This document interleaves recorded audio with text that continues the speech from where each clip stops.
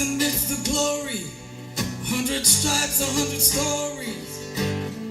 It's the pledge of allegiance on the 4th of July. It's the handwritten letters from her. It's the sleepless nights alone. Newborn baby you left at your wife. It's the red, white, and blue.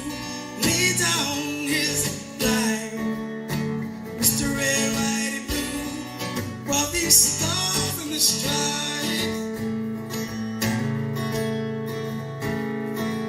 From the hills of Indiana, from the swamps of Louisiana, to the golden coast of California. Mr. Red, White, and Blue, lay down his life. Mr. Red, White, and Blue, while these stars in the stripes.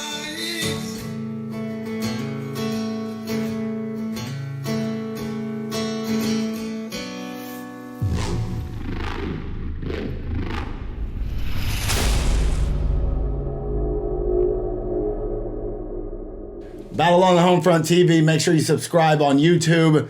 We got a good guest list today. Please, everybody, introduce yourselves, and we'll go from there. My name is Bobby Austin from North Carolina. My name's Nathan Lewis from New York State. I'm Kevin Cox. I'm from Kentucky, but I currently live in Indiana. All right. So y'all always in the same unit. We do a little bit like we go into time and service, but and we'll get into why everybody's here. It's a sore subject, I'm sure, but you all serve together, correct? Artillery? Yes, sir. What unit? Charlie, 1st and 14th. Yeah. Where'd y'all deploy to? Iraq, March 2003. Right, during the invasion. Right after, right?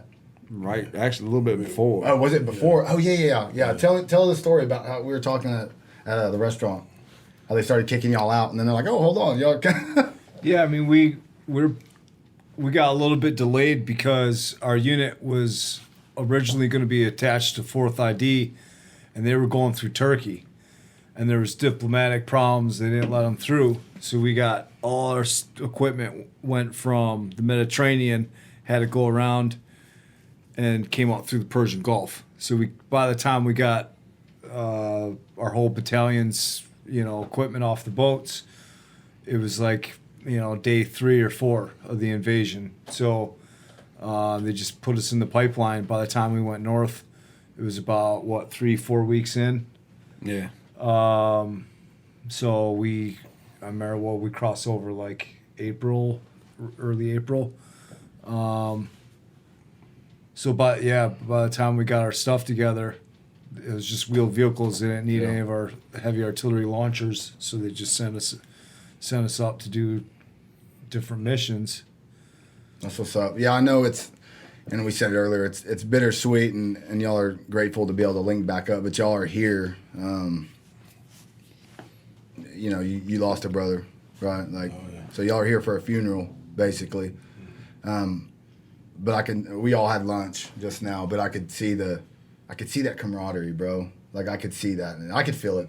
I wasn't even in y'all's unit. You know what I mean? Like, you just feel it, and we started trading stories, and it's weird how it brings us back together, and it has to be harder things. And for everybody that don't know, the first intro into this, you will see my sister-in-law and my nephew with a folded flag, and that was actually somebody from y'all's unit, correct? Yes. Oh, yeah. Yeah, it's Specialist Duncan.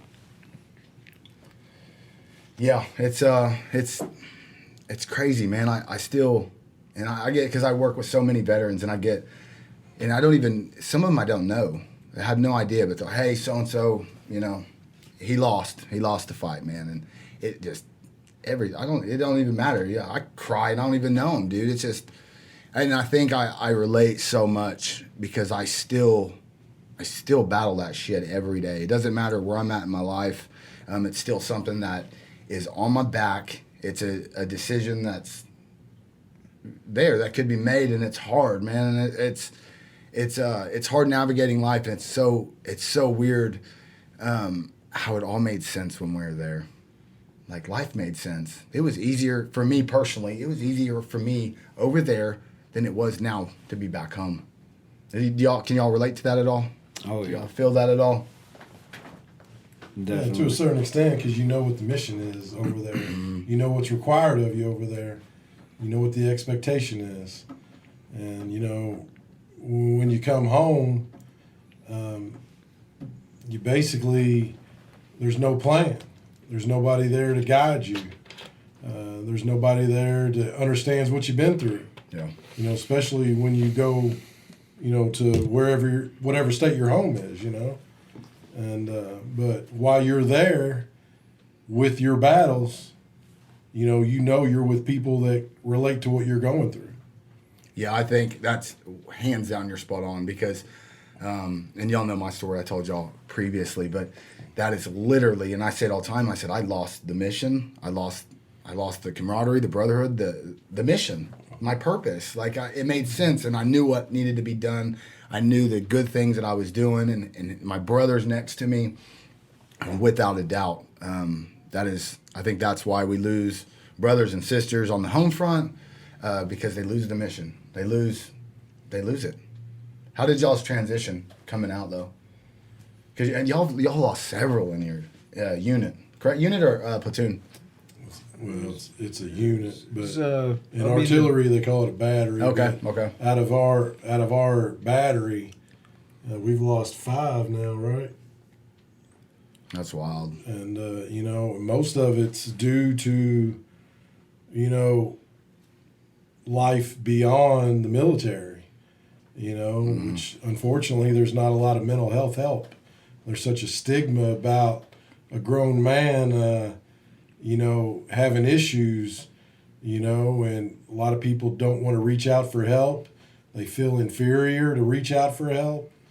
And when you do reach out for help, a lot of times there's not much help there, you know. For sure.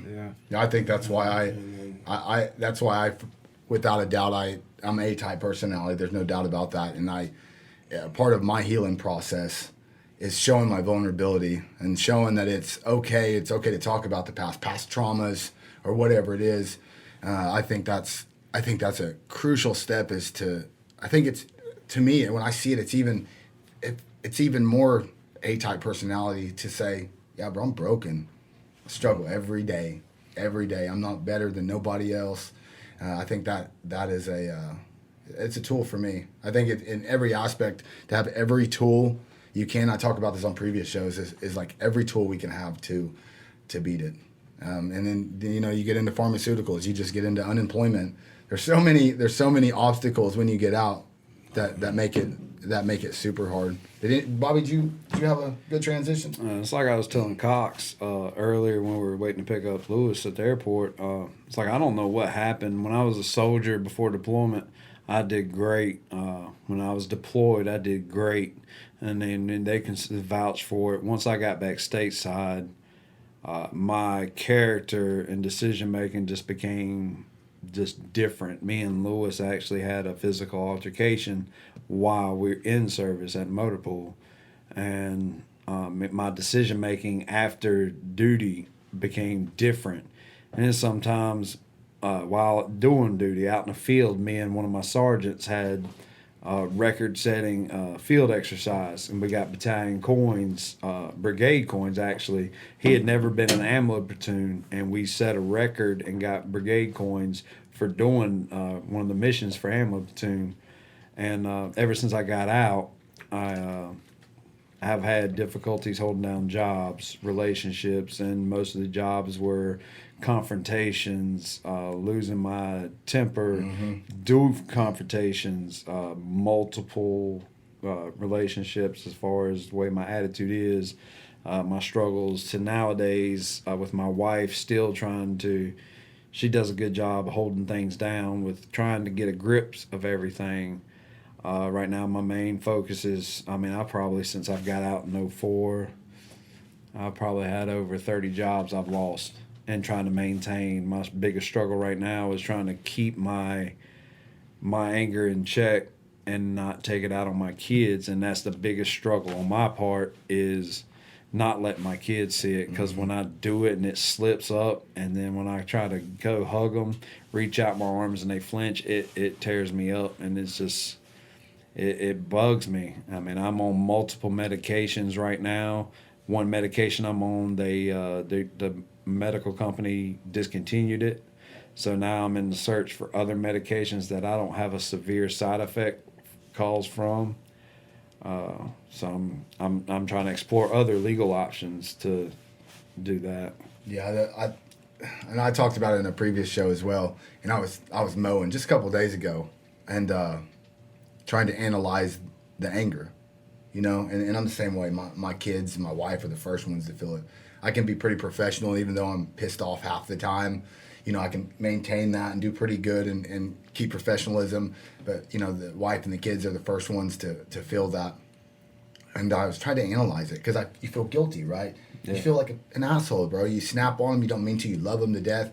And what I could come up with in my own head was, I'm battling all this in here and in here, right? And so the first chance you have to release that anger, and they're the first ones. And it's the smallest and stupidest thing. It's the stupidest shit, man. Stupid. Hey, we're going to go to a quick commercial break. Check out our sponsors.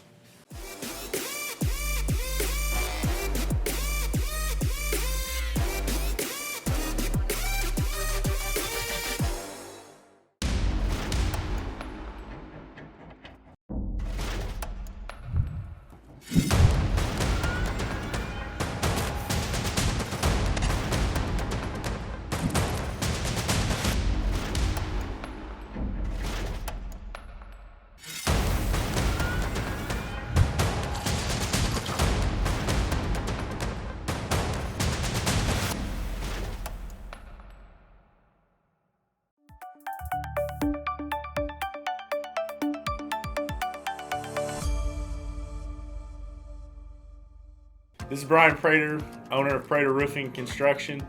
Guys, listen, we're out here servicing Oklahoma and surrounding states. Definitely want to pay tribute to the men and women that fought for this country, any patriots. We service everybody. You can reach us at 405-334-7708, and we'd love to come to work for you. Thank you.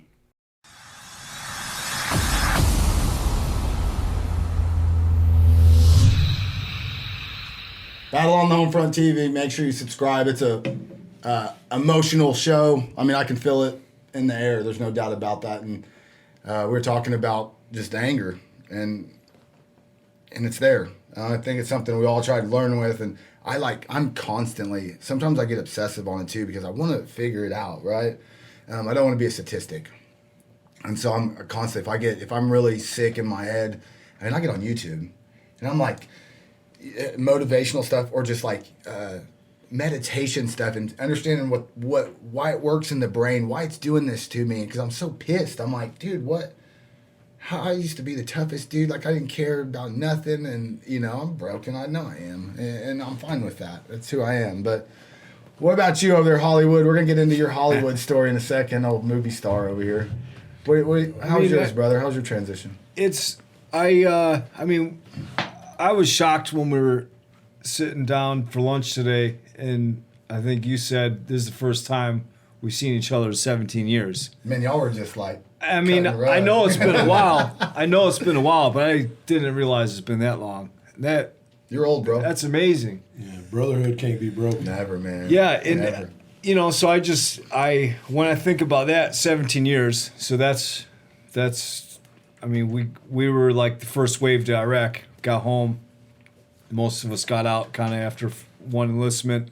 So we've been out for a while now. We've been seeing the war change. We've been seeing the country change over the years. And Army, all of it. Yeah, and one thing I've noticed that is really positive is the awareness of PTSD and the awareness of the toll that, deployments and the military takes on people, how hard it is for families. People understand that better now, I think, than 17 years ago. Yeah. There's more of a culture in our country now of being able to be open about these things, because I remember 17 years ago, no one talked about this.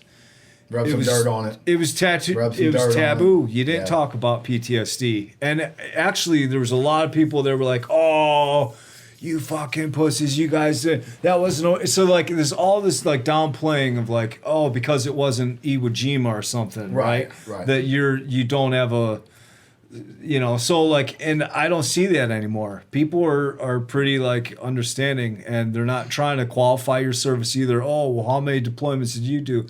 Like, they're not trying to, people in our country accept it, and they know what it is, and it's a lot more of part of like mainstream culture. People are aware of what the military is like and what the toll is and all that. So that's one positive thing I've seen after 17 years. And if you think about all the stuff that's come out of people, a lot of veterans really creating opportunities, projects, strategies, tools, like whatever, to help people cope and get through, and kind of just share the burden or create more awareness about certain issues. Like, it's like a lot of people have been doing heavy lifting, and you really like, if you go back, for me, I love reading the history, and the people that mentored me when I got back were Vietnam vets, and talking to them guys, they had a hell of a time coming back, and a lot of it was from like the World War II generation. There was some drama between them. It wasn't like the seamless, like we're all brothers because we're veterans and we fought in wars. Yeah. There was some drama between the World War II and Vietnam among veterans. So I remember distinctly a lot of Vietnam guys, like the first guy that ever said "welcome home" to me was Dave Klein, Vietnam vet. Basically devoted his life to different causes. He was an anti-war activist. He helped get Agent Orange on the map. He helped create better opportunities for the VA. Like, he's a lifelong dude that just was in the fight, right? Yeah. And he was open about his struggles. Got like 2 Purple Hearts or whatever, right? Like, he's got a hell of a story. And I met that dude. He saw me. I had my boonie cap on, right? And he just spotted me across the crowd. He came up and said, "Hey, man, you just get back from Iraq?" And I looked at him like, "How did you fucking know that?" And he goes, "Welcome home, brother." Yeah. And gave me this big old hug. And I was like, like, who's this stranger? And then I hugged him. And I realized, I'm like, damn, man, I have this connection with this guy I've never met, even though we're 2 different generations, 2 different wars, and we just started clicking right away. So I was like, damn, that's the shit. And that's going to be us for the next generation, the next war, So it's like, to me, I the positive I see is like, after 17 years, this country is different. A lot of people have done the work, know. Yeah, I can't imagine, especially Vietnam, even World War II, those generation of warfighters. I am grateful for our generation of warfighters in the sense that we have hard chargers that are out there that are raising awareness, that are life dedicated to veterans. And we're able to do that now with technology as well, big time, with the show and stuff like that, other projects.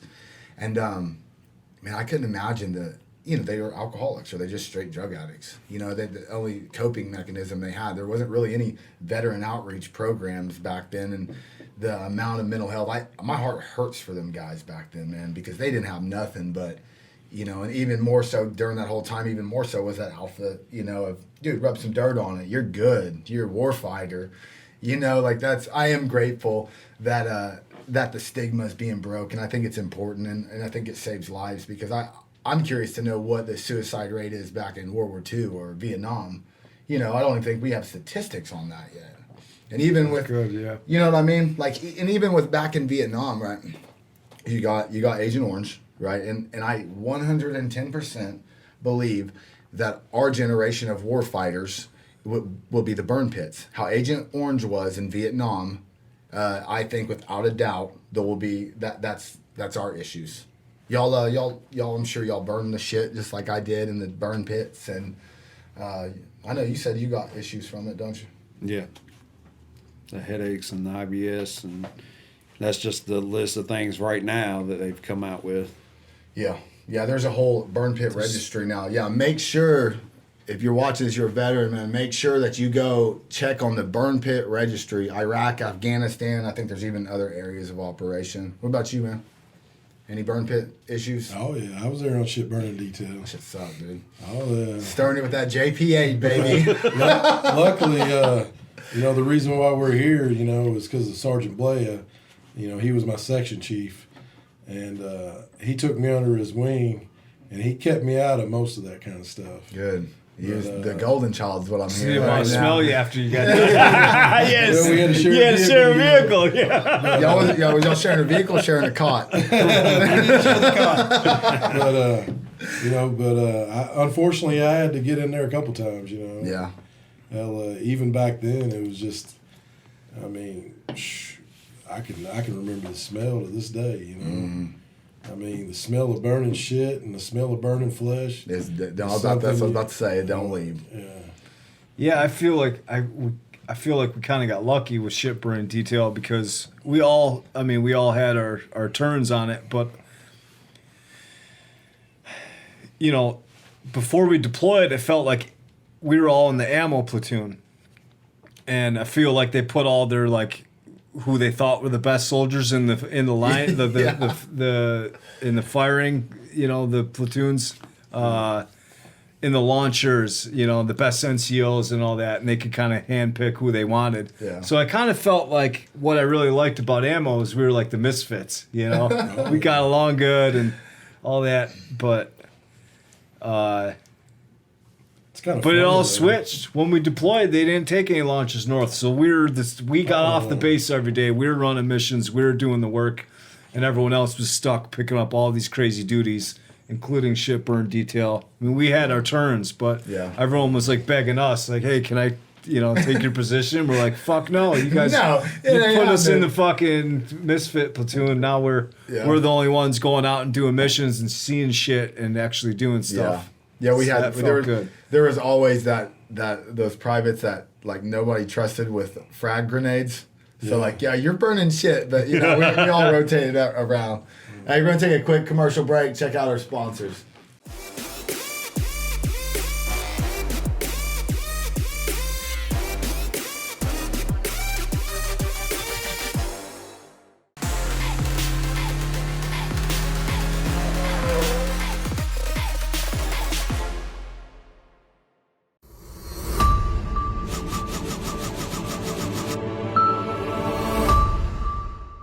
Jude McCullough here. I'm a United States Air Force, proud United States Air Force veteran, and founder and CEO of Southern STEM at southernstem.com. We've been doing stem cell therapy for a little over 2 years now. Come see us, get the inflammation, the pain, get it away, take it away. Everything from PTSD to TBI to joint injections, inflammation, pain. Come talk to us. Jude at southernstem.com and website southernstem.com, supporting Battle on the Homefront and Vets for Trump. Thank you. God bless.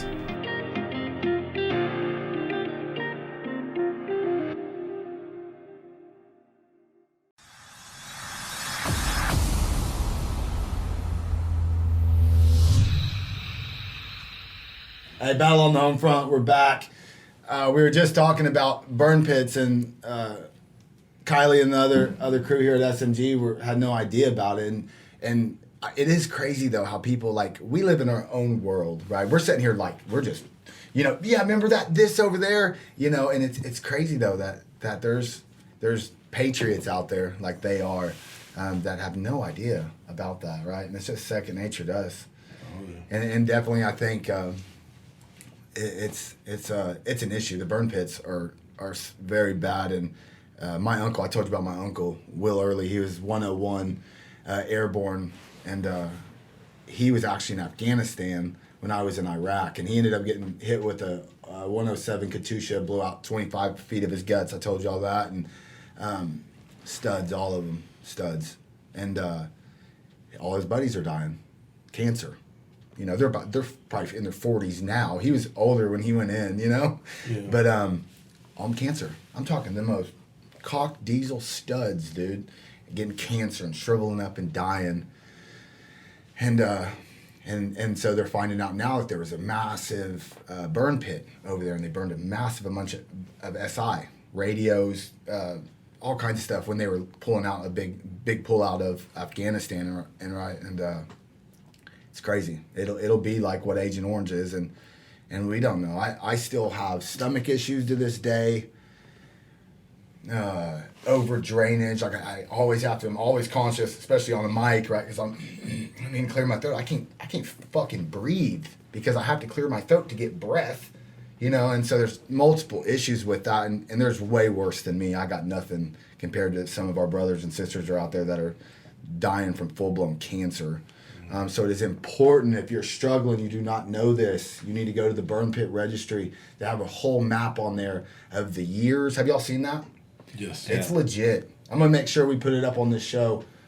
Man, it's incredible. It shows the years, the timelines, and I'm in it.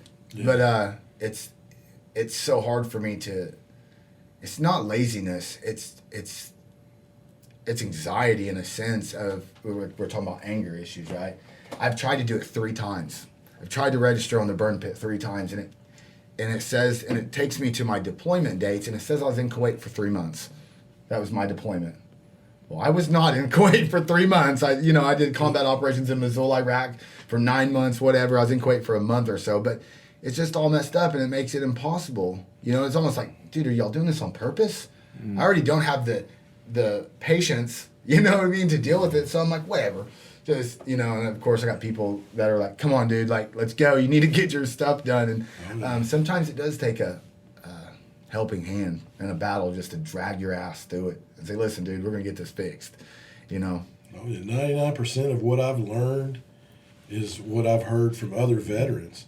I mean, there's really not that, there's like the VA or nobody, they're not telling you. They don't want you to win. Yeah. You know what I mean? But it's like, you know, just, we were talking the other day about, you know, I was diagnosed with sleep apnea 6 years ago, which, you know, a lot of that's linked to PTSD, you know, and, you know, and I'd never thought about going and, you know, trying to, you know, get that looked into, but, you know, and he was telling me all the troubles he was having, and it's just, you know, most of the helping hands you get are from other veterans. For sure. Yeah, there's veterans out there, and with Battle on the Homefront too, we utilize a lot of veterans that can navigate the VA system very well. Yeah. You know, Battle on the Homefront's a all-stop shop for veteran everything to help in every way we can, in a resource hub as well. But and then I also heard that anthrax. Y'all get the anthrax shot?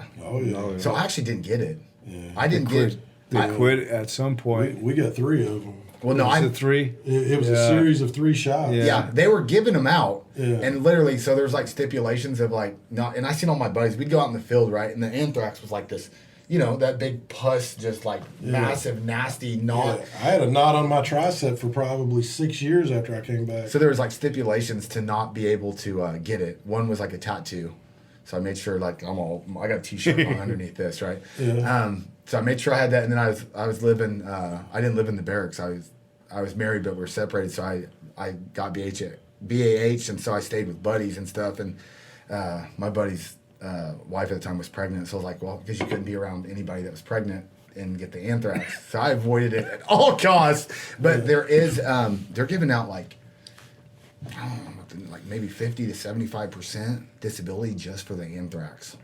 So y'all need to look into that if you have it. For sure. I remember we got a few shots. I couldn't remember what it was. But yeah, I talked to folks that were there deployed after 2010 or so, and I don't know, didn't get it. Yeah, so it was just an early thing. We got the smallpox. Did you guys get smallpox? Yeah. They might still do that. I think maybe smallpox was the ones that did the big, the scab. Smallpox. Yeah. I think that was the one I was trying to avoid. I think I got anthrax.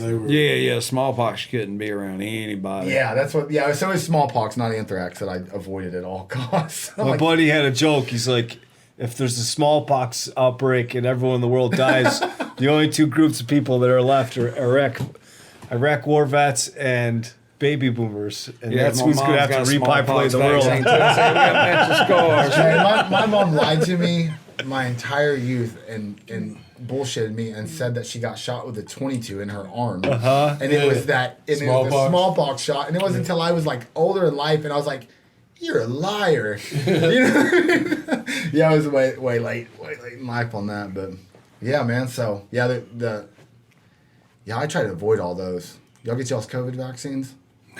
I got one. Did you get it? I did get one. Did you? Yep. What forced you to get it? Or did Moderna? you? What? Moderna? No, why'd you get it though? You're like, I don't want COVID?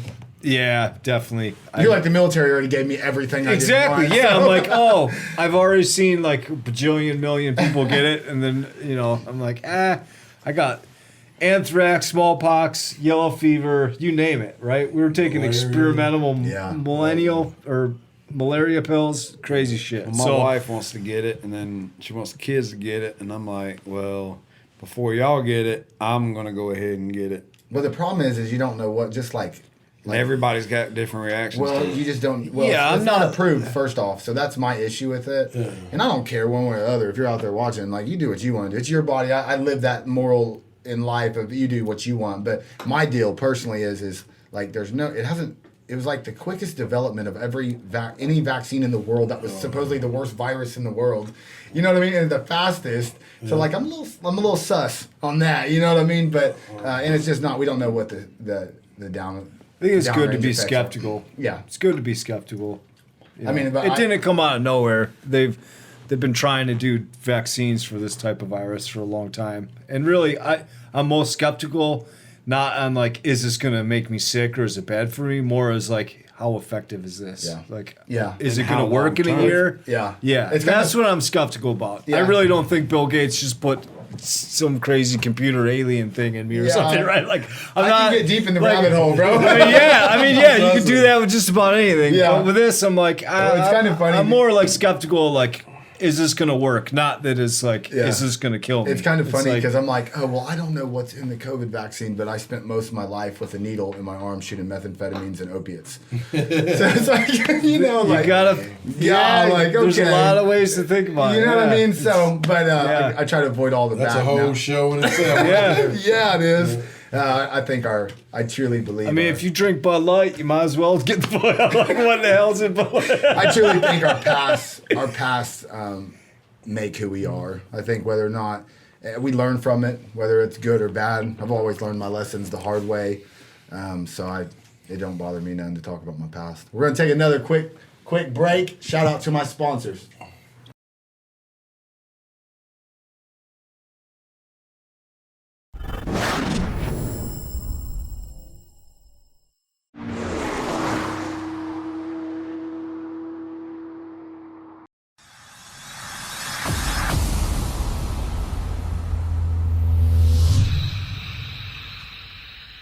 Battle on the Homefront TV. Make sure you subscribe on YouTube. Help support us. Show love. Big shout out to my sponsors and also SMG. They're absolutely patriots. They're amazing. So we're talking about the COVID vaccine, but I want to talk about your Hollywood experience here, bud. Come on, big movie star. I mean, yeah, life's funny, right? Like, Life is a trip. how do you get to places you go? So it's hard to exactly draw a map of like this was there and then this and that. Yeah, I don't know. I mean, when I got out of the Army, started doing normal 21, 22-year-old shit, right? Going to community college, got a job, got 4 jobs, right? Partying, just hanging out. Yeah, and I kind of just like lucked out and started meeting people and talking with them and started meeting Vietnam vets, and I got wrapped up into Veterans for Peace, national organization founded by like World War II and Vietnam era vets, and so started doing different things, and we had a writing program, veteran writing program. That was really cool. Sitting down with people who were like, no, I'm not a writer. But then you get in a room and you give them a writing prompt, and because of our experiences is so Yeah. rich, right, and crazy, it's just like all these cool stories and perspectives come out. So, yeah, I mean, like a while back, you know, and you see this more and more now, where like someone making a film wants to get real veterans or real people in whatever field they're looking at to play minor roles in their film. So this movie called The Green Zone was reaching out to different veterans groups. The Green Zone with Matt Damon. Yep, and it was they contacted a couple of veterans organizations in the U.S. and they kind of did like these little impromptu tryouts, and I connected with this dude right away because it was funny. It's like one of the producers, the casting guy, was like, "All right," so he sat us down in like a Holiday Inn, you know, like conference center. No one was there. This was in Watertown, New York, and the dude was like, "Okay." And there was like 10 of us. A lot of them were still in. There were Fort Drum, 10th Mountain guys, and they were like, the guy said, "All right, so just act natural. I'm just gonna run this little camcorder here. I'll ask you some questions, but just kind of like pretend that you're in Iraq right now." And right away, all the guys are like, "Contact left, boom, IED, cover," and they're like doing all the, you know, like Hollywood shit. And for me, it was just like, that's not exactly our experience. So for me, I was like, it's fucking hot. What are we doing? I'm gonna go you jerk know, off like in the we're in a porta potty. convoy. Yeah, I'm like, when the fuck we getting chow? So I was just like, you know, bitching like a soldier. And the guy was like, yes, that's who we're looking for, because we're not acting, you know, we're not expecting you guys to be. They're like, we don't need no heroes. We don't need, we don't need Chuck Norris for this. Yeah. You don't be mistaken. We already got Matt Damon. He's Mr. Bourne. You know, like we don't need that. So we just need like the flavoring of real, authentic veterans, kind of giving their take and, you know, contributing to it. So the guy liked me, and so I got wrapped into it, and I remember I was like going to school at the time, and the guy was like, "So do you think you could take like a couple months off?" And blah. I'm like, "I don't know, man. Were The they whole paying you? semester."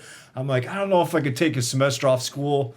And he's like, "Did I tell you Matt Damon was in it?" And I'm like, "Oh, well, yeah, I could probably take a month off school." Yeah, that ain't no big So, deal. yeah, Hey, did you then- get paid for it? Yeah, they paid that's us what's good. up. They paid us good. I mean, it was really just opportunity to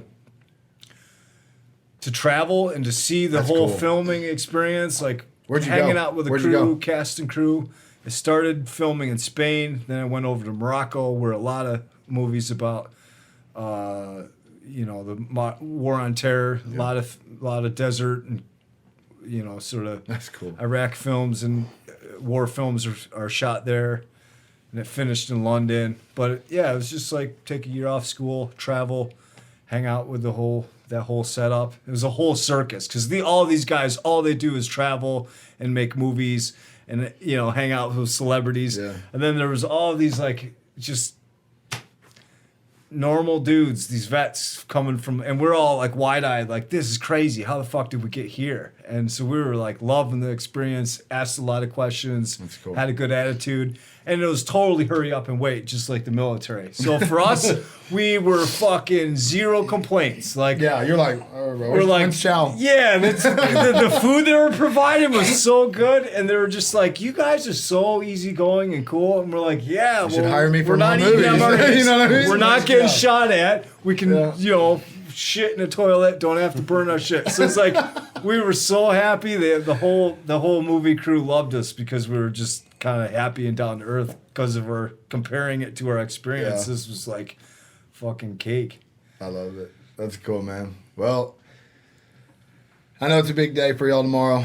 My condolences, straight up. I mean it from the bottom of my heart. I know it's hard, but I am grateful that y'all linked back up after 17 years. I think that's real fucking cool, man. I think it's real fucking cool. So, man, I'm grateful.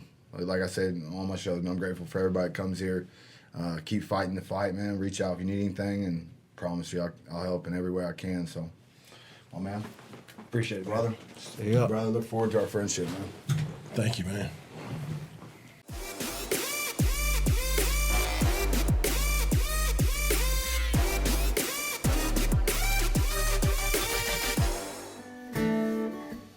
It's the guts and it's the glory. 100 stripes, 100 stories.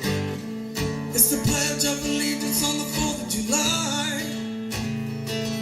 It's the handwritten letters from home. It's the sleepless nights alone. Newborn baby you left at your wife. Mr. Red, White, and Blue lay down his life. Mr. Red, White, and Blue, while these stars in the stripe.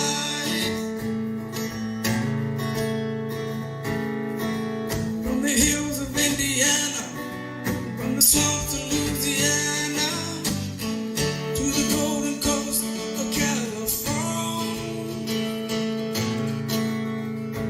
Mr. Red, White, and Blue lay down his life. Mr. Red, White, and Blue, while these stars in the stripes.